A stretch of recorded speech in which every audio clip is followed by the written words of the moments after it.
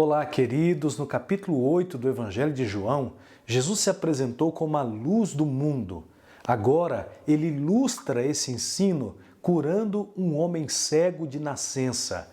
Jesus dá mais uma prova de sua divindade, uma vez que era crença comum que só Deus poderia dar vista a um cego de nascença, uma vez que a cegueira era considerada maldição divina. Só Deus poderia remover essa maldição.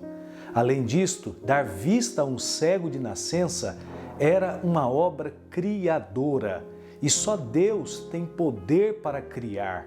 Esse é um dos milagres mais bem documentados das Escrituras, pois os vizinhos, os pais e os opositores precisaram admitir que de fato o homem era cego de nascença e agora estava enxergando.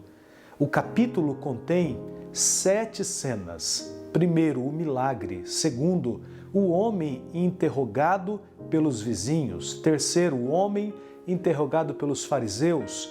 Quarto, os pais são interrogados. Quinto, o homem é interrogado novamente. Sexto, a procura de Jesus pelo homem. E sétimo, o significado do milagre. No capítulo 9, versos de 1 a 7, Jesus ainda está em Jerusalém. Ao caminhar, vê um homem cego de nascença.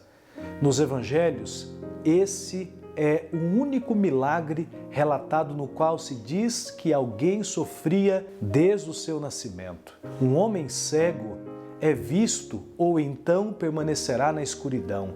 Há algumas pessoas que ou Jesus as enxerga ou então ficarão esquecidas, marginalizadas, cobertas pelo manto escuro das trevas.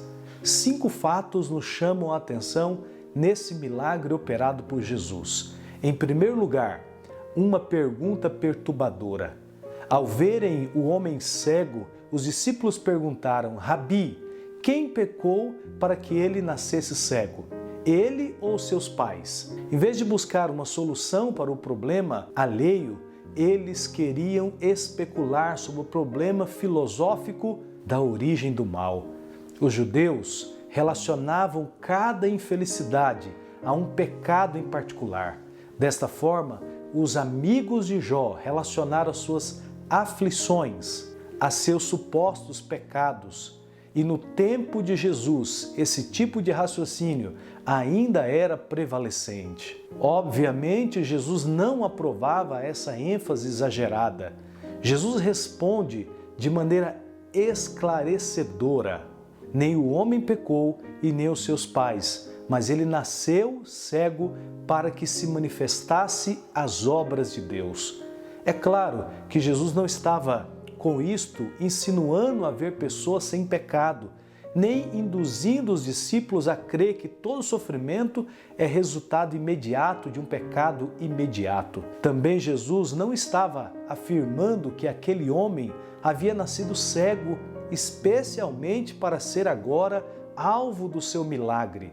Jesus estava dizendo que o sofrimento alheio não deveria ser o alvo de especulação, e sim de uma ação de misericórdia. Isso não significa que Deus intencionalmente fez a criança nascer cega para depois de muitos anos revelar a sua glória, tirando-a da cegueira. Pensar assim também seria uma afronta ao caráter de Deus. O sentido é que Deus é soberano sobre a infelicidade da cegueira da criança, e quando ela se tornou adulta, a fez recuperar a vista, a fim de que visse a glória de Deus na face de Jesus Cristo. As tragédias dão a Deus uma oportunidade de se revelar de formas singulares. No verso 4 do capítulo 9, Jesus confirma a sua declaração dizendo que as obras do Pai devem ser feitas com presteza e urgência, pois haverá um tempo quando a noite chegar que não será mais possível trabalhar.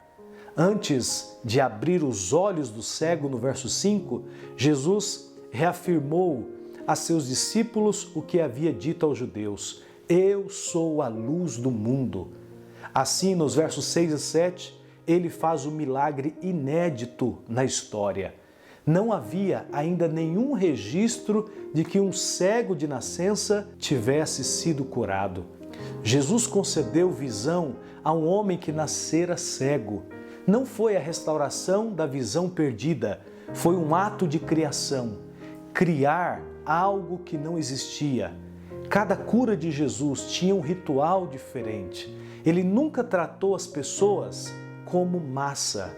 Sempre cuidou de cada indivíduo de forma individual e de forma pessoal e singular. Nesse caso, Jesus usou um método aparentemente estranho.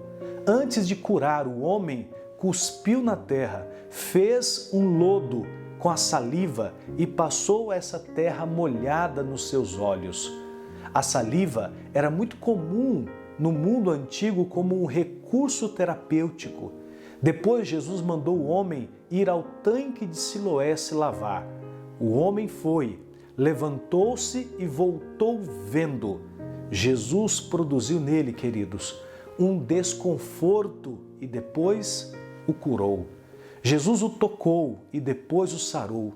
Jesus o desafiou a crer em sua palavra e depois o milagre ocorreu.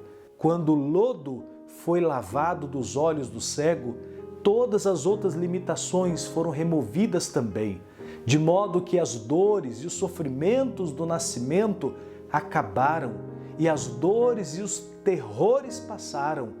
As ligações com o pecado se foram e uma luz e uma liberdade gloriosa surgiram. Jesus, a luz do mundo, quer abrir seus olhos hoje. O que te cega ou limita? Permita que Ele remova suas trevas e traga nova visão, a visão de Cristo na sua vida. Que o Senhor te abençoe e te guarde. Que o Senhor faça resplandecer o seu rosto sobre ti e tenha misericórdia de ti. Que o Senhor sobre ti levante o seu rosto e lhe dê a paz.